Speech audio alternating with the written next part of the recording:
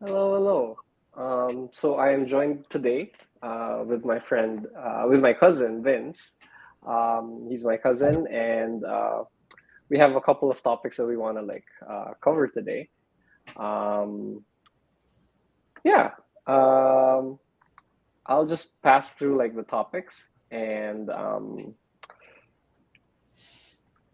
Vince here will help me out talking about these kinds of topics. So Vince, can you so I'll probably introduce the stream first, the Mhm. gaming classroom, and then I'd love to hear your introduction, Vince. Just Sure. you can think about that. First of all, I'm Darren. I am the founder of Tome.gg and the owner of the gaming classroom. And the gaming classroom is this channel that we're building to talk about lessons that we get to learn from games that we're able to apply in our personal and professional lives.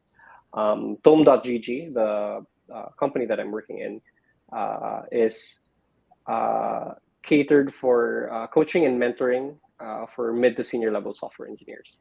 So I come from an engineering background, and I'll be talking a little bit about my journey in transitioning from this software engineering career to more of business now later. Um, yeah. So I have a lot of lessons that I got to learn as a software engineer, as an architect, as an engineering manager, and those are the things that I want to share with people. That's the content that I create, the content that I write on Tome, and I use the gaming classroom, this channel, to make these lessons more accessible to people by explaining them through analogies in games. So that generally covers the gaming classroom. So I'd love to introduce you guys to Vince. Vince. Hi guys, my name is Vince. I am Darren's cousin.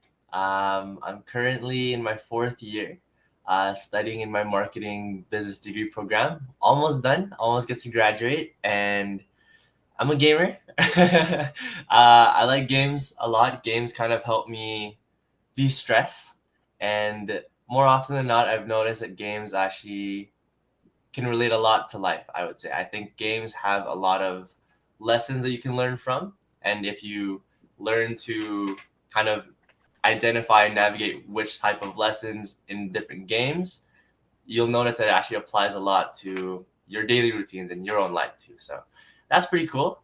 And yeah, today I'm here with my cousin Darren. We'll be spending time together and then just going through some topics about life and how it relates to games. So I'm excited to be here. Thank you. Thank you so much, Vince, for helping me out. Honestly, I've tried running these sessions of like updates on my own, but it feels less engaging. I'd feel like I guess it might just be me being unfamiliar with how to like carry the flow of the conversation on my own. So I would really appreciate your curiosity and just your questions Yeah, generally about the topics that we have. for sure. I'm excited. Okay, can you run us through the topics, Vince? Right, yes. So today we'll be running through some topics. We'll be talking about UC Berkeley, AI, blockchain, and basically the future of tech and how it'll go about that. We'll also be Mhm. talking about Stanford, the Graduate School of Business, beginning with the exit in mind as well. And Tone. We'll be talking a lot about Tone. We'll be talking a lot about the updates, such as, working on the mentor and apprentice experience and the matchmaking services that, we're working on and trying to perfect. We'll also Mhm. be looking at uh, apprentice sessions that'll be starting back today actually, which is really exciting. And basically when we go through these apprenticeship sessions, what exactly the deep dive discovery looks like, and I'll be sharing some of my experiences, going along with how my deep dive went with Darren, and yeah, it'll be great. Yeah, exactly. Thank you, Vince. So I know these headlines aren't so familiar to you, Vince, the UC Berkeley and the Stanford Graduate School of Business ones, because honestly, I haven't actually had the time to talk about my experiences in those events that I actually attended. So I'd love for you to prompt me with questions about it, follow your train of curiosity about Okay. those kinds of things.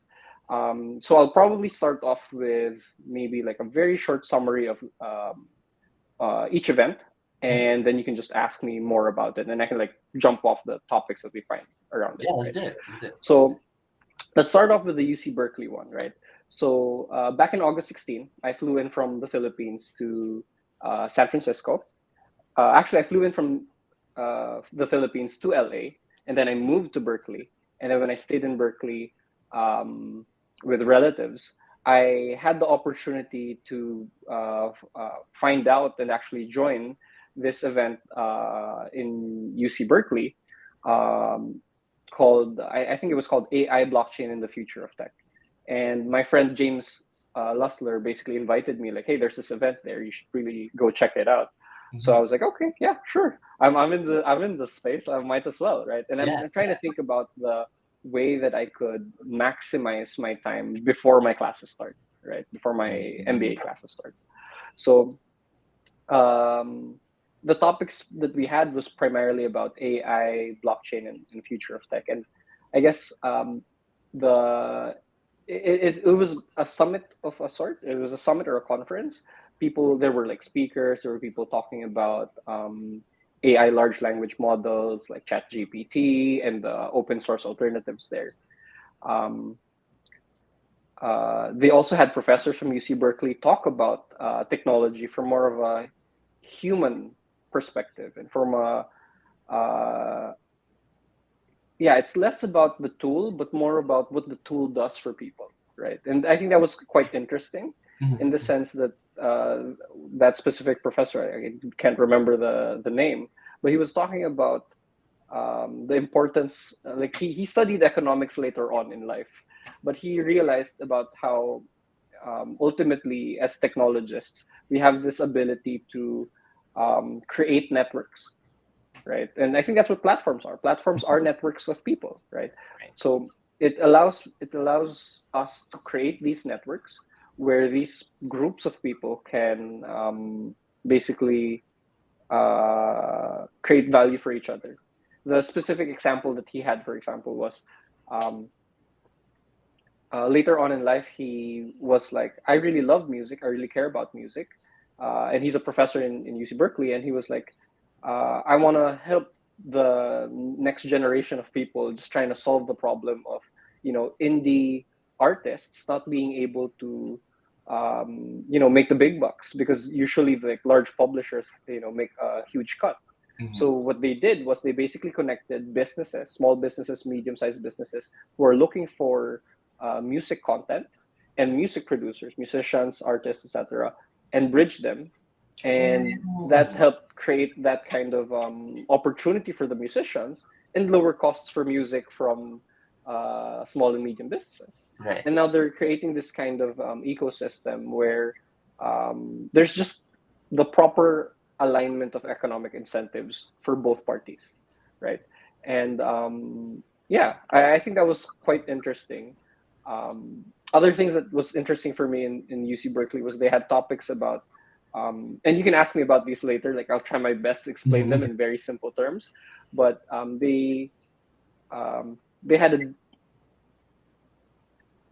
they were solving problems at a different.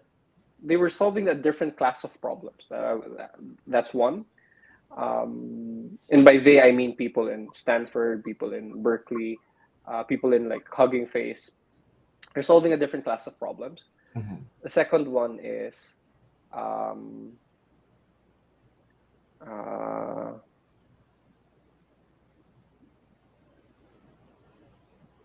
a lot of the new things that are being researched at the leading edge of technology is about privacy. And the Mhm. thing that's powering that privacy is cryptography and mathematics. So I think Mm. those are like the big overview of the event that I was at. Yeah. Super fun. Yeah. Oh man, Kuya, what was it like? Like your first impressions, just even entering the event, was it like what were the emotions you were going through? Like walk me through it. How did you feel? So that's a great question because I remember feeling this exact same way, and I'll describe it later. But Mhm. it's very similar to how I first felt walking into the corridors of De La Salle University, Manila, where I took my Oh. undergraduate CS degree. Mhm. Because I knew when I was in grade four, grade five, because that was the time I started programming. I was like, I'm gonna do software engineering. I'm gonna do computer science. I'm gonna do computer science. I'm gonna start doing it right now. So I Mhm. started studying in grade five. So in high school, when I graduated and I was like applying, I only applied to one school. So this is literally where I just want to go. So when I applied to LaSalle, and I got in, and I was like walking the corridors. I was like, this is where I should be. That's how I felt. That's how I felt. I was like, this Whoa. is this is where I am going to learn the next set of Mhm. things that I love. And that's how exactly how I felt going to UC Berkeley. I was honestly, I was intimidated. I'm completely new to staying in the US, living in the US. You Mhm. know, I'm still unfamiliar with seeing burgers costing like, $5.99, $7.99, and I'm like, I'm not used to these single digit food and everything. But going to that university, I was walking around and I was like, wow, I actually miss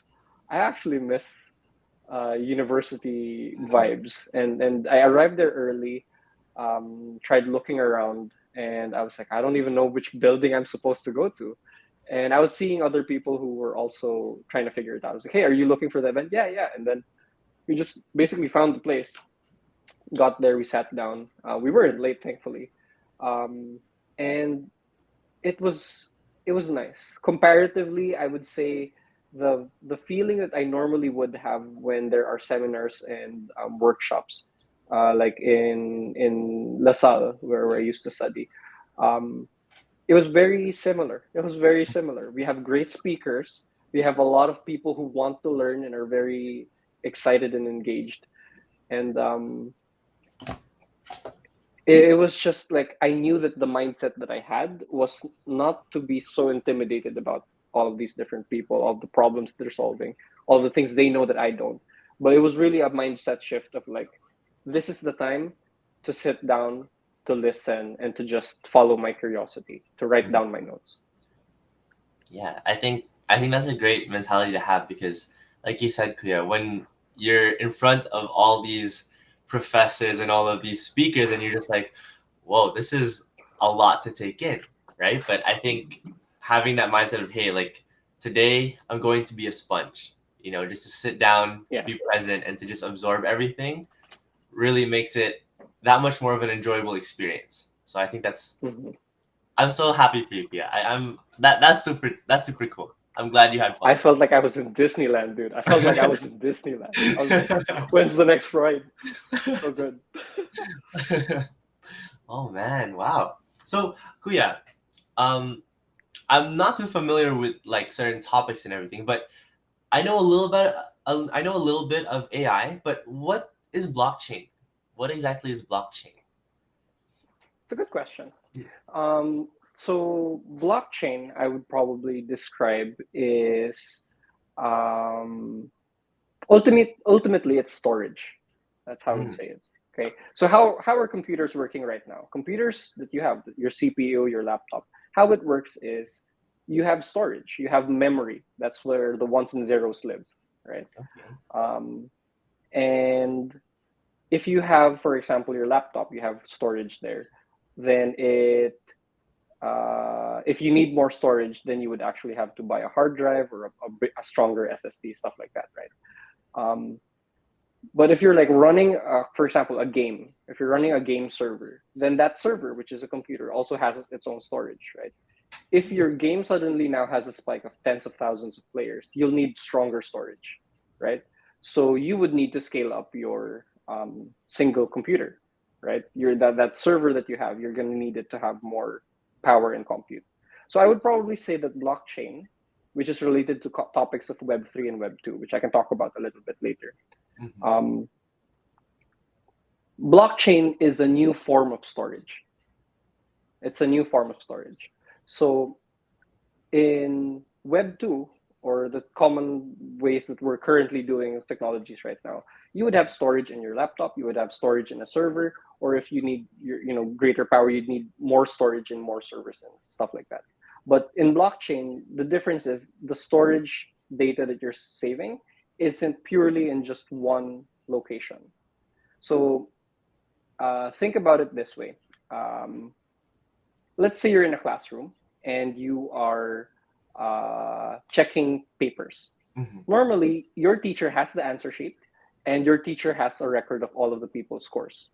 So that is centralized storage, right? Mm-hmm. But because it's in one piece of paper, it's in one place. What happens is if there's risks where that piece of paper can get lost. Now, what happens to our grades? Or one person sneaks in and takes the paper and changes their grade, puts it back, and nobody notices, right? So there are those kinds of problems in centralized storage. Mm-hmm. Blockchain solves that by making sure that more people have copies of the data. So think about it this way: all of the students have a record of everybody's grades because everybody's helping to check each other's papers. Mm. And what happens is if someone tries to say, "Oh, I'm gonna like change my grade," everybody, like 90% of the people, are like, "Hey, what the hell are you doing?" Right? So it solves that problem. Then the Right. other problem is, "Oh, I'm sorry, I lost your grades. I lost everybody's grades." No problem. We have redundancy, so we have copies. Okay, here's a copy. Continue doing your work.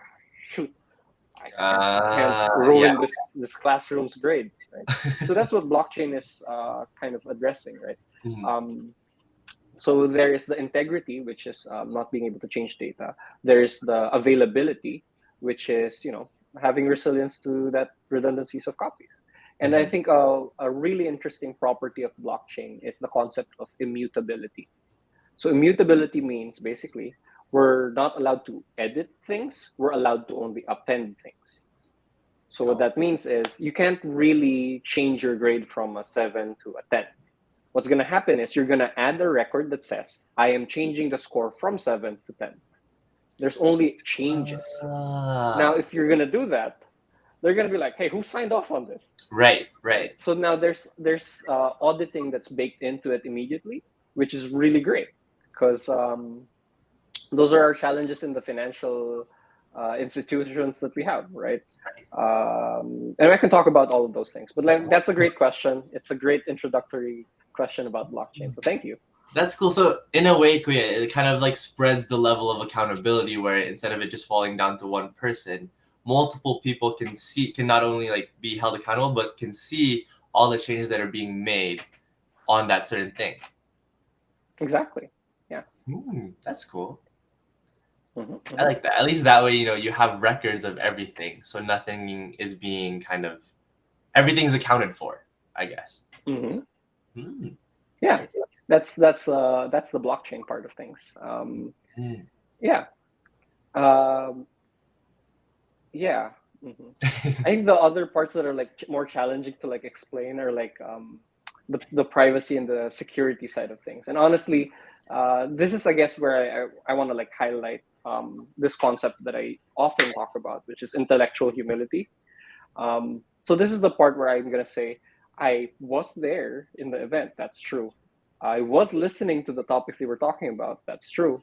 I am familiar, or I was introduced to the topics of security, zero knowledge proofs, but that's the level of extent that I am familiar with them because I haven't actually professionally done them. I haven't actually worked with them on my own.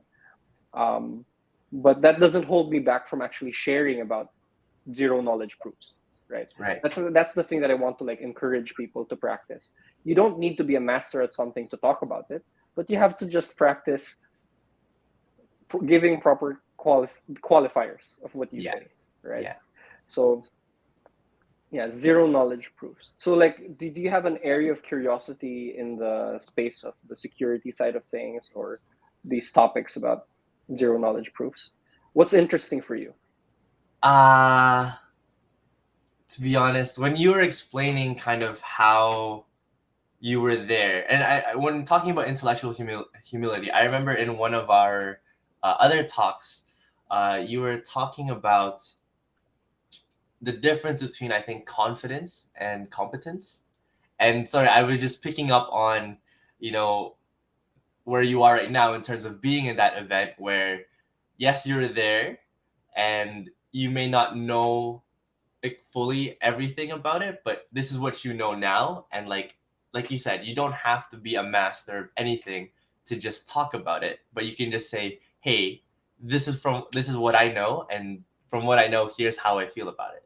Right. So I just Right. I thought that was cool because I remember that's one of the things we talked about. And I was like, hey, this sounds familiar. Yeah, it's literally Darren practicing what he's saying, right? So I'm at that stage where I'm also Mhm. still training myself to practice that intellectual humility. Um, let's dive a little bit about Mm. humility, right? So like when I think about humility, there are in Filipino culture, it's very often experienced where people say, "Oh, ang galing-galing mo naman. You're so good." And then what Yeah. happens is, often the response is, no, no, No, I'm no. not that good. Yeah. I'm just doing my best. It's not that great, right? We minimize it, right? But I don't think that's a healthy practice of humility. Hmm. I think that true humility, like real effective humility, isn't about minimizing yourself. I think that true humility approaches truth. So Hmm. you notice, like how I mentioned a while ago, it is true that I was there. It is true that I am familiar. It is true. It's approaching truth. So I think the true humility is born when we see the vastness and the greatness of things, and then we see how really small we are. How Mhm. true, how it is true that this is really how small we are. I think that's the way where we practice humility better. It is acknowledgement of where we are, what we have accomplished, what we have done. Yes, this is good work, but there is greater work that's being done. There's greater problems at play. There are things that fly above my head Yeah. still, right? Yeah. I think that's a healthier practice of humility. And I think we have to have more conversations about practicing that, because humility and being open to the things that we don't know, that's literally you holding on to the doors of growth, and this is the way that you open it up, right? Right. This is the path to it. You have to be you have to recognize, and you have to empty the cup before you put Mhm. new things in it. But if you don't, then it's going to be a hard way to move forward, right? Yeah. Yeah. I felt that because yesterday I went hiking with some friends, and you know there was a trail that we were supposed to follow, but we got lost in the trail. Uh-huh. But Uh-huh. uh, despite having a set trail, we were able to navigate and essentially make our own trail. And when we got to the top of the mountain, we were there for maybe half an hour to an hour, and we were just up there, and we were just wow, we are just taking everything in. And I remember sitting on top and just realizing, wow, like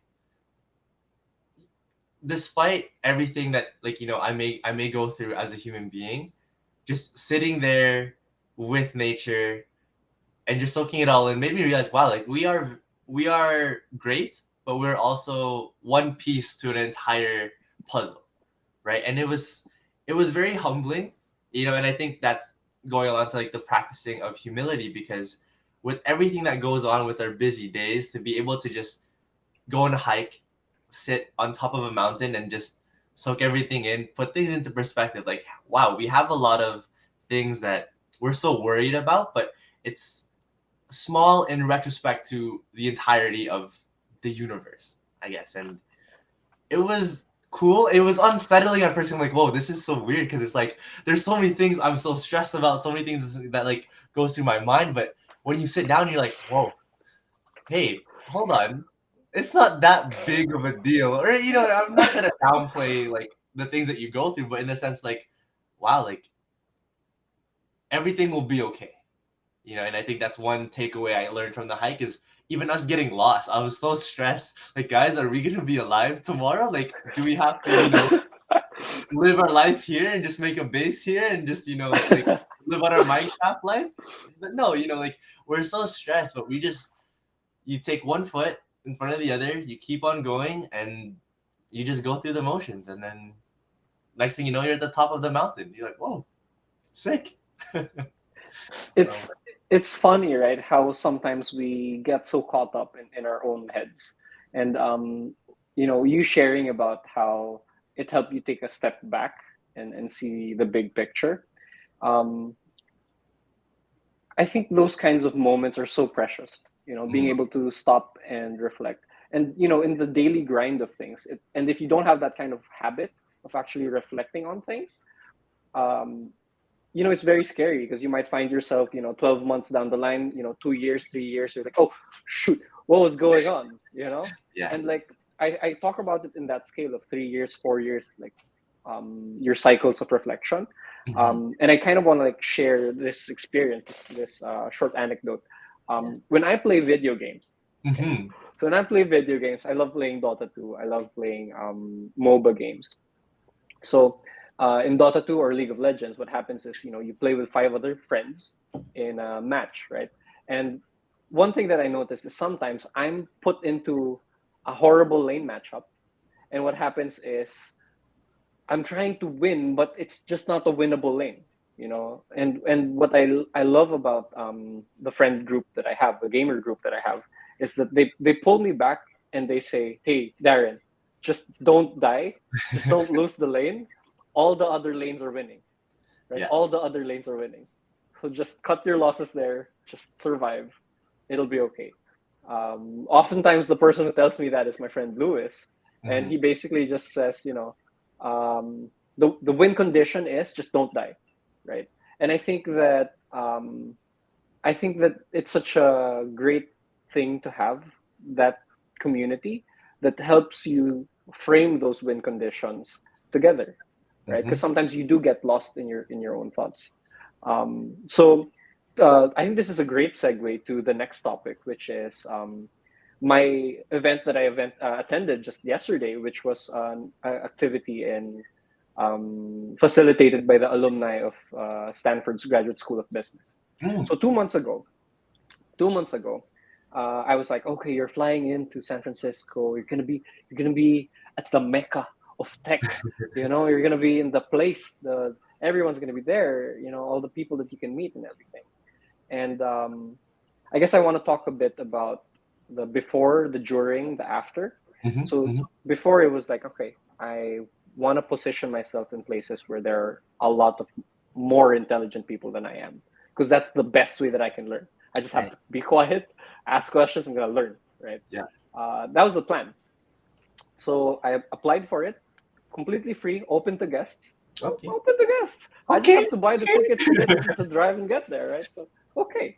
So the topic was beginning with an exit in mind. And the initial perspective that I had at that time Hmm. was like, oh, it's going to be about exits in careers. Maybe it's like, you have to think about which career you're going to get into. And that's how you think about your MBA. And that's the mindset or the context that I was coming from. Hmm. So yeah, yesterday it was my first time just on my own traveling a little bit, you know, in completely new places. So the whole experience was really an adventure of Hmm. like, okay, how do trains work here? Where do I tap this one and everything? And I'm very thankful, honestly, for all of this opportunity that's afforded for me to learn and grow in this space. So I arrive at the venue. There's a warm, friendly person who welcomed me. Hi, the event's already started. I'll help you get to the fourth floor. Just write down your name, then just take a seat and everything. Okay, great.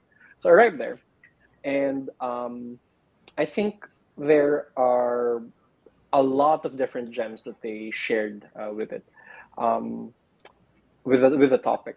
And I guess we can probably start off first with what it means to say exit. So they started off with definitions. And I think that's what I love about really intelligent people.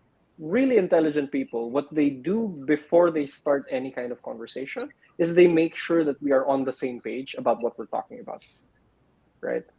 They really establish good alignment with the Hmm. terminologies that we talk about. For example, in exit, they were saying, well, exit could mean a lot of different things. It could mean an exit of a company, or it could also be your exit in terms of your exit for your personal life, in the sense that you're leaving your job and you're exiting because you want to prioritize your family, because you have Mhm. other priorities to now focus on. So there's different perspectives to look at it.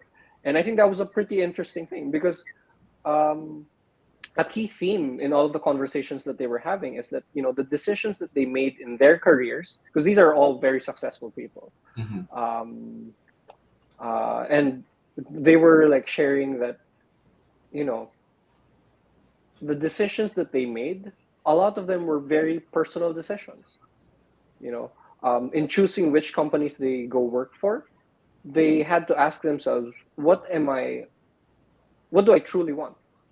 You know, um, well, one of the gems that I picked up from the session was that um, the speaker mentioned that um, if if trying to optimize was a multivariate function, meaning there's multiple variables, and you're trying to optimize the score of that function, Mhm. you have to be honest about what criteria or what factors are important to you.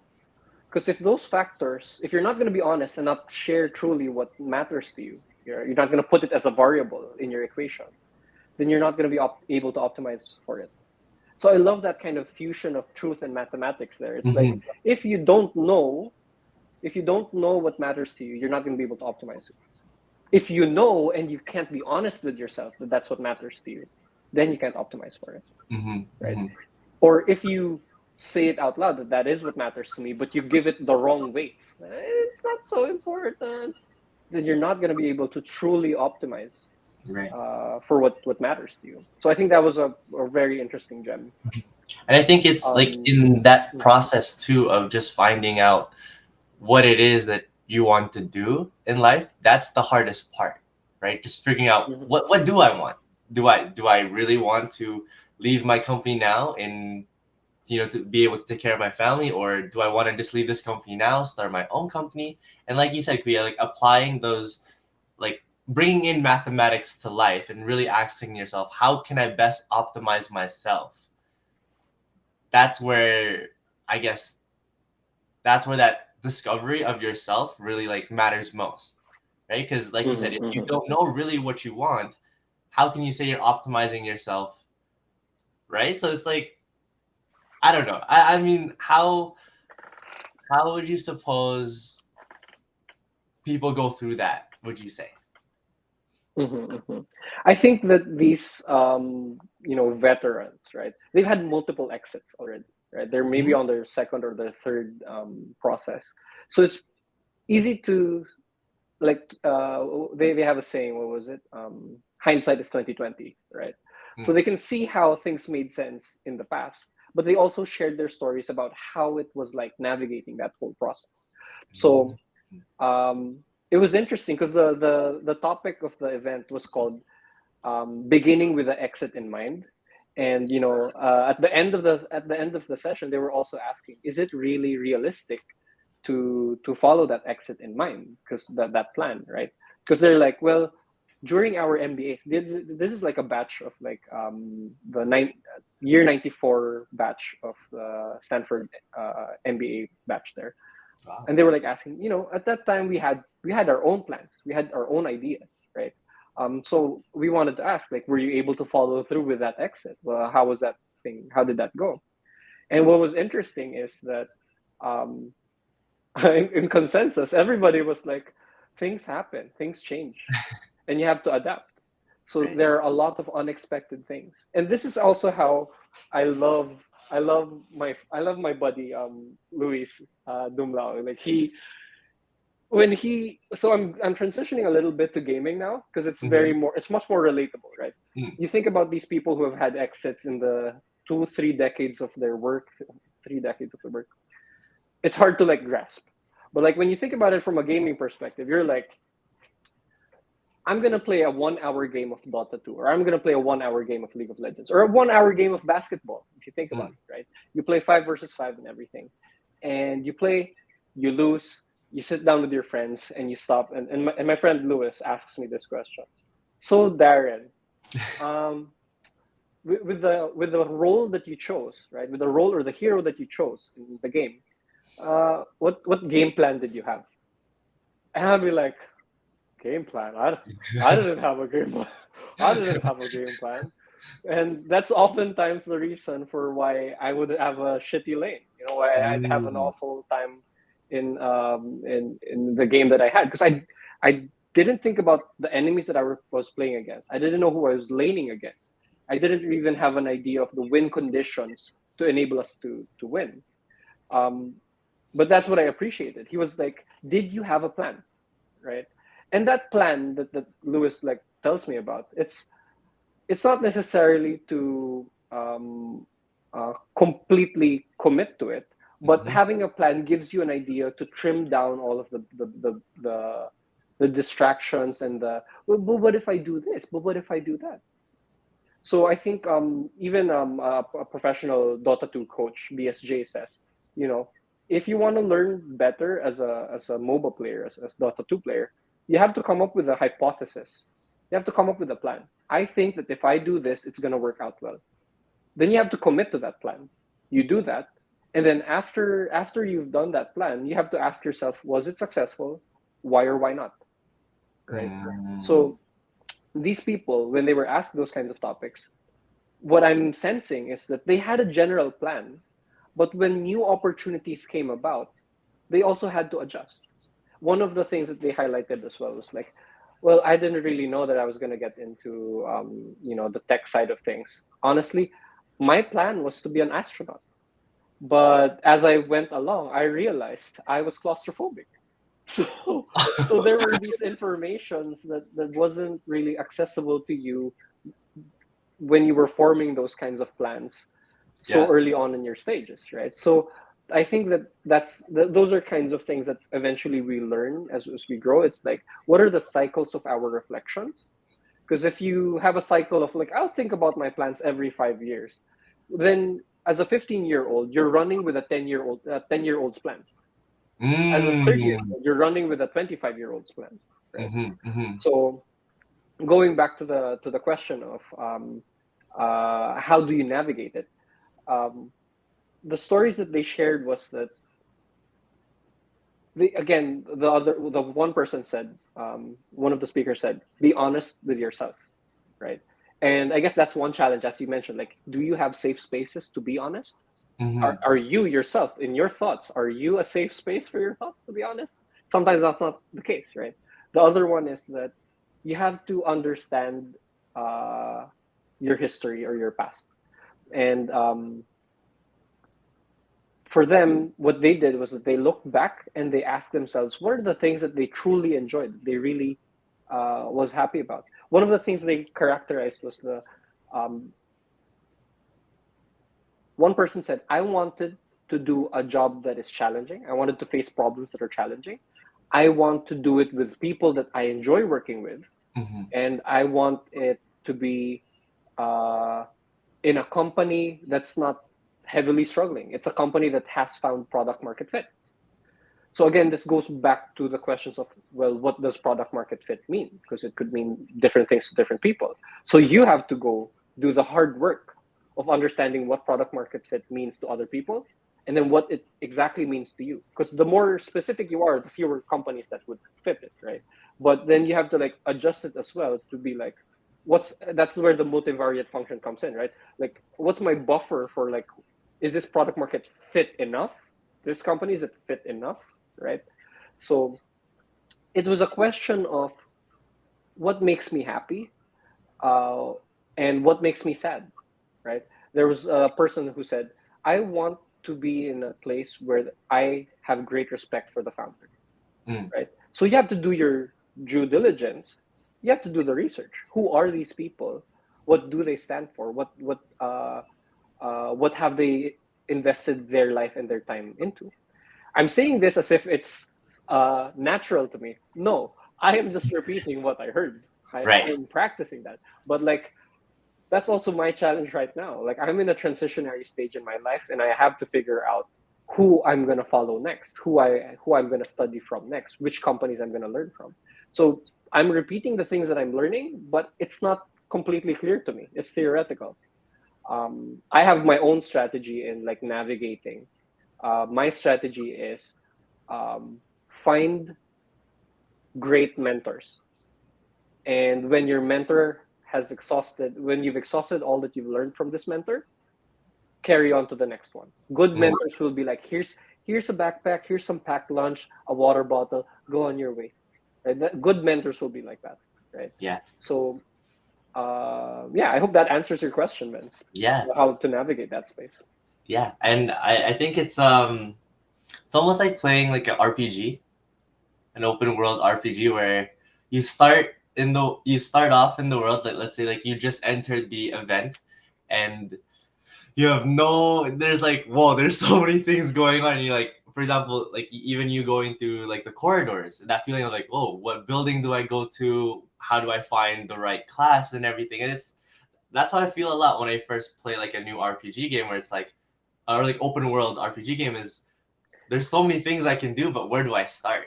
Right? And as I go along playing these games, you'll meet NPCs who are like your mentors, who are masters of their craft already, and they'll show you their ways, and then you move on to the next town or the next city, and then you see the new like mentor in a way, right? And I think it's really Mhm. cool how in a way you're going through that right now, right? You're entering a transitionary point in your life where, like you said, you're trying to find which companies I can learn from the best, which mentors can I learn from the best. And for me, it's cool because I'm entering that same space in the way that I see you as my mentor, right? Where I'm kind of going through like a transitionary phase in my life too. And one thing that like I can definitely appreciate from you is our talks. You know, especially when we talk about life or just games in general, and it makes me think a lot about like Tome.gg, and kind of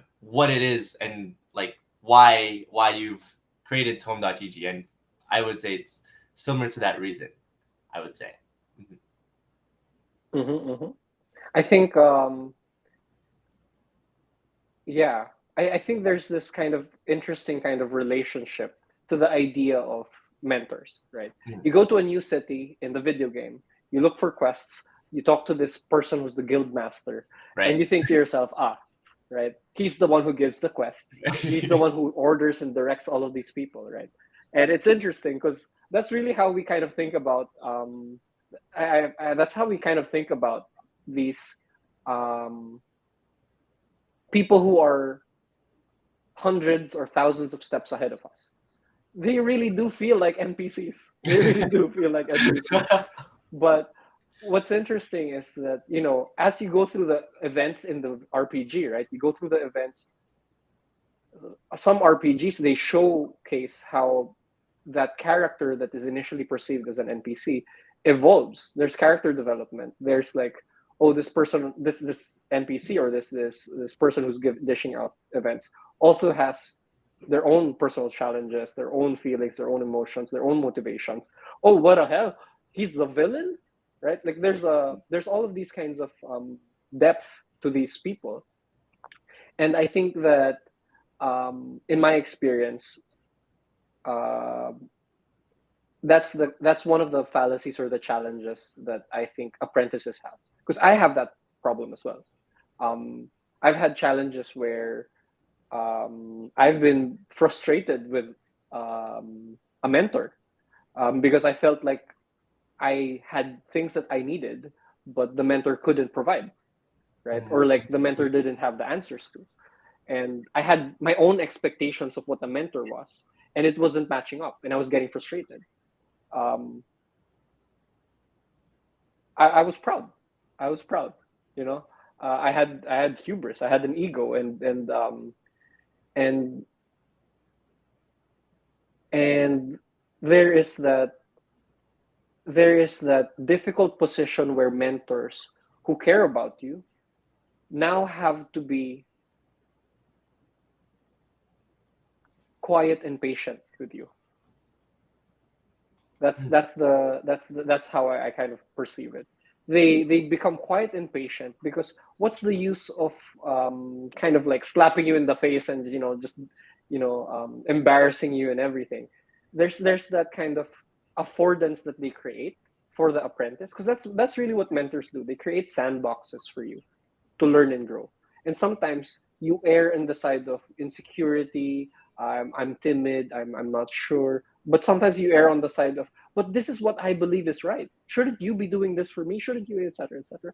And the mentors are in the situation where they're like, you just haven't had enough experience to understand this yet, you Mm-hmm. know. And over time, when you reflect on this more, you'll realize you overstepped your bounds, right? Or and this is one of the things that I spoke about in a mentorship session in when I spoke in Microsoft. Like I was a part of the speakers in a set. I was saying that the saying "empty the cup." I kind of extended it. I was like, empty the cup and look for multiple dispensers. So you Mm, can't ask for beer from a water dispenser, and you can't ask for Coke from a beer keg. So you will have different needs. You will want different things, but you have to do emptying the cup. But don't get mad at the water dispenser. Ask water from the water dispenser, take it, be grateful, and then go to the next dispensers that you need. So I think that mentorship isn't just a single one is to one kind of thing. I think that um, mentorship, or if you really want to grow and accelerate fast, you have to think about you have to think about like terraforming your environment, mm, which means that you make your environment conducive to growth, conducive to learning. And part of that is the mentor roster that you have. I have a mentor in this aspect. I have a mentor in spirituality. I have a mentor in technical things. I have a mentor in leadership. These are the different people that I go to. And, you know, that's the reason why I'm working in Tome, because I see the value of mentorship, of this personalized education. And I see a lot of generous people who want to mentor, who want to advise, but are like feeling imposter syndrome. It's like, can I really do the mentorship? I don't know. Like, I'm not really good at speaking. I'm not really good at explaining, or I don't really have a PhD in security. I can't talk about that, right? mhm, But I don't believe that. I believe that um, second year high school students can teach multiplication and division to grade 5 students. They can do that. Will they make mistakes? Yes. But what if the grade 5 student says, well, isn't this wrong? Well, of course, I could make mistakes. I'm just a second year high school. Relax, yeah, yeah, right? yeah. I think it's that kind of, stepping of boundaries. And I think that to really achieve the idea of personalized education, um, we have to ground our expectations, and we have to be clear about the responsibilities between mentors and apprentices, and we have to have buffer spaces for each other. And that's one of the core things that I'm trying to address. I'm trying to create a platform where apprentices and mentors can negotiate a mentorship engagement, because oftentimes part of what like we were talking about in Stanford is that there's a moral responsibility as senior engineers and managers and CTOs executives to negotiate in behalf of your apprentice, because there's an information asymmetry. They don't have information industry knowledge. They don't understand job markets. They Mhm. don't know what they're worth, what they're capable of creating. But you have to equip them with understanding those kinds of things, so that you can pay it forward, right? That's how you change the culture. That's how you create a movement. And that's what I'm trying to do in Tome. I'm trying to create that safe environment where people can share what they've learned, be comfortable with making mistakes, be comfortable, be like, hey, can I be a mentor applicant? Can you show me how to be a better mentor?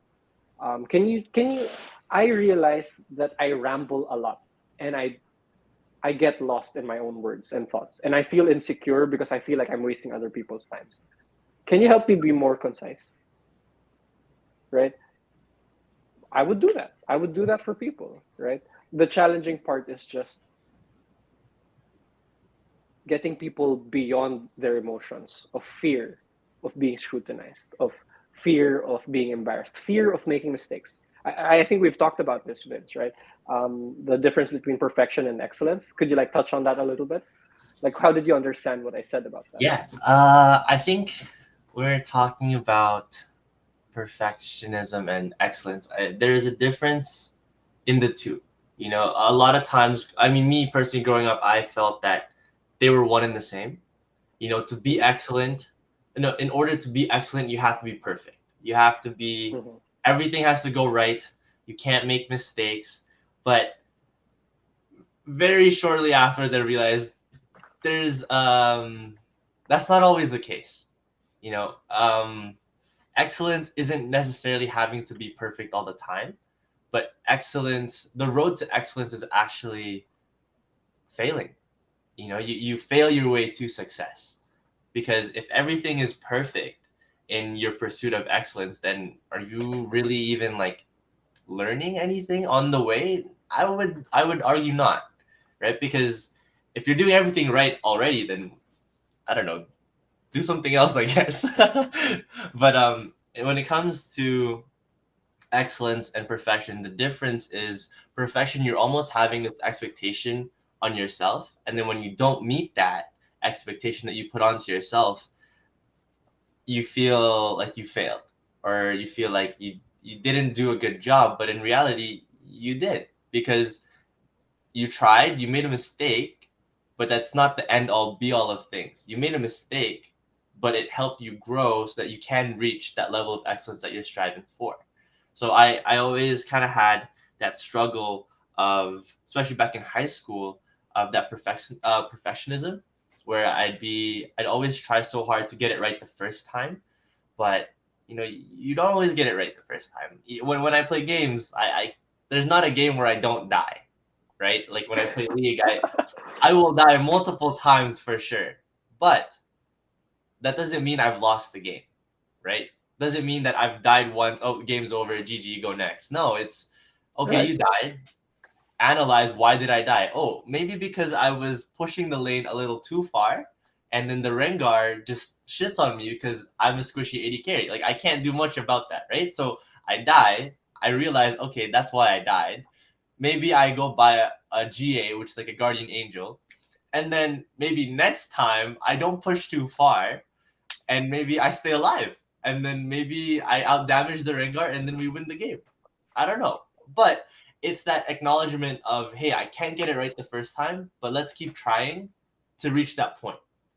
So yeah, Yeah. that's kind of how I perceived our talk when it comes to perfection and excellence. I think that when you think about the idea of perfecting things, um, there's one way in League of Legends and Dota 2 that you will never die anymore. It's just stay in base, right? Yeah, Just stay in that's base. true. Actually, that's true. Yeah. Or stay in the AFK. tower, right? Stay under tower, right? Stay Yeah. under tower, but then that's not really what life is about. That's not really what winning the game is about, right?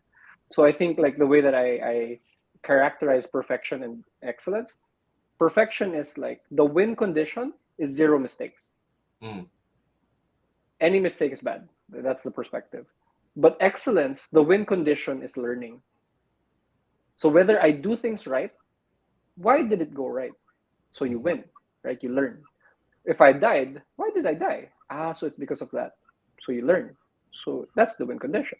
But for perfection, what happens is, did you die? Ah, I died. I died in this game. And then you're playing your video game, playing League of Legends. You're like, no, this is the game that I died. So I was trying to do a streak, but I couldn't get the streak. So, you know, I mean, at some stages, there's perfection, like pursuing perfection. There's a stage for it, Mhm. but if you're still in the early stages of learning something, that's not the right time. So I'll try to like share my screen Mhm. because I kind of want to share um, this uh, picture here. um, does this work? There we Yes. go. Yeah. So I'm sharing my screen here. As you can see in this topic that we have, I actually specified the win condition itself, right? But like what I Yeah. wanted to highlight was PC is just slowing down a little bit.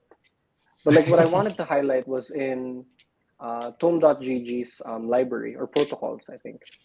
I talk about this idea of training, which is the different mindsets that people have when it comes to learning and growth, right? Mhm. And I think that in the different stages of training, if you're completely new to something, you might feel anxious, fearful, overwhelmed.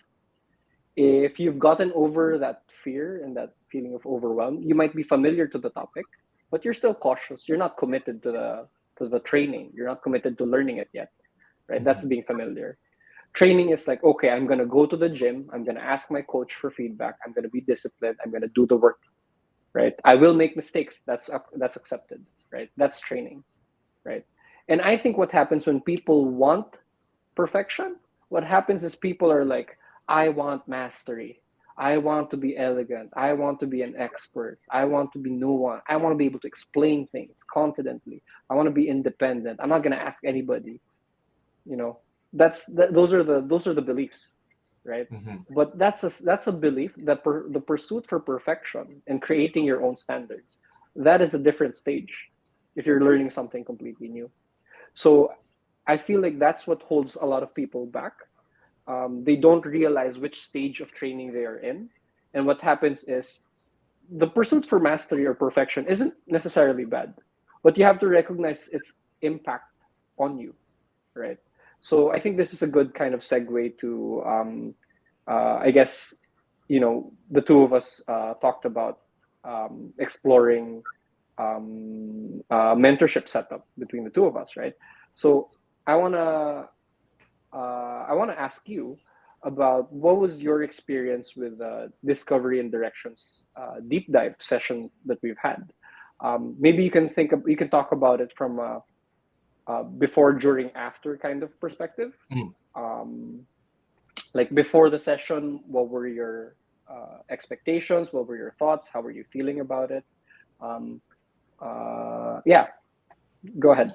I, yeah. Um, so definitely the before, uh, there's a lot of feelings. I was very nervous because I mean it's weird, right? It's nerve wracking because um, I didn't really know what exactly we were to talk about.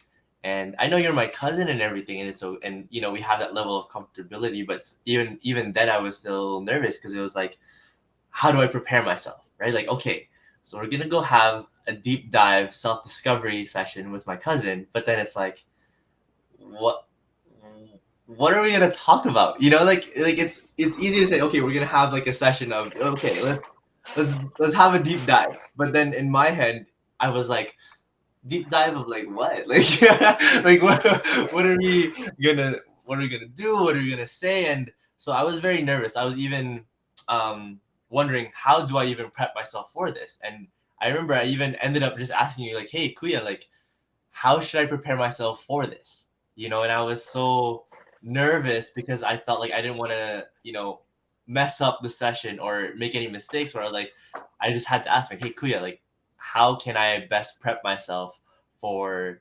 our deep dive? Which is a great question, by the way.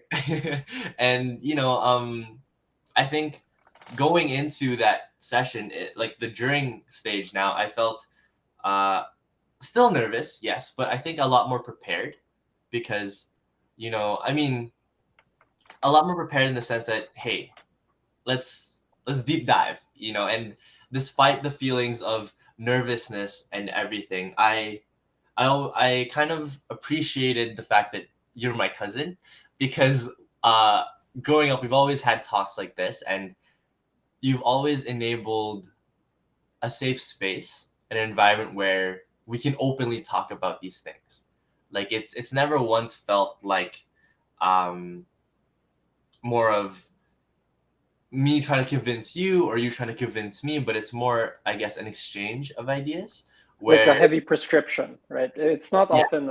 It's like do this, do that, do this, do that. It wasn't really like that. No, it's more of like, hey, like let's sit down, let's talk, and then it's funny because every time we have our exchange, I always end up with like a light bulb moment, and how I picture it is kind of like late night talks, or I remember when I would visit home, we would be watching our anime or playing games, and then we kind of get tired from games a little bit, but they're like, hey, like, do you guys want to order McDonald's? And so we order McDonald's, and then we're just sitting in the room, we're just chilling, and then we just start talking about life. And that's that same environment it felt like. It didn't feel like a negotiation or like like an interview or interrogation, but it's more of like, hey, let's two people having a conversation, and with that deep dive and self discovery of myself, not only was it that safe environment, but you allowed myself to properly navigate through figuring out myself, if that makes sense. It's almost like, because it's hard to do a lot of self reflection and self discovery with yourself, like I can get lost really easily, and I can get overwhelmed because it's not a comfortable thing to sit down and ask yourself, so Vince, what do you like to do? Like it's hard. It's like opening Pandora's box, right? Having that someone to guide you through that and be like, okay, so Vince, you like basketball. Talk to me about that. And having that guide really puts things at ease for myself, and it helps me not feel so overwhelmed, but kind of more guided, and have Mhm. a clear not having a clearer way to navigate through my thoughts. And Mhm. one thing I can definitely appreciate too with our deep dive session, compared to, like, let's say just our late night talks as well, is that everything's noted. Because I remember we would have our talks, and we would talk about one thing, and we would get super super interested about another thing, but then we'd forget about the first topic, and we're like, oh, how do we go back to that? But with So our deep dive, it was there. We could always go back to it. so I just want to like make sure I got what you were mentioning, right? You were describing two things. Mm, One is our usual late night talks, which is basically we go on and on about all the topics that we want to talk about, and we just follow the trail of the conversation.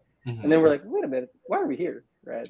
We're mhm. like, weren't we were trying to talk about something, right? We get lost.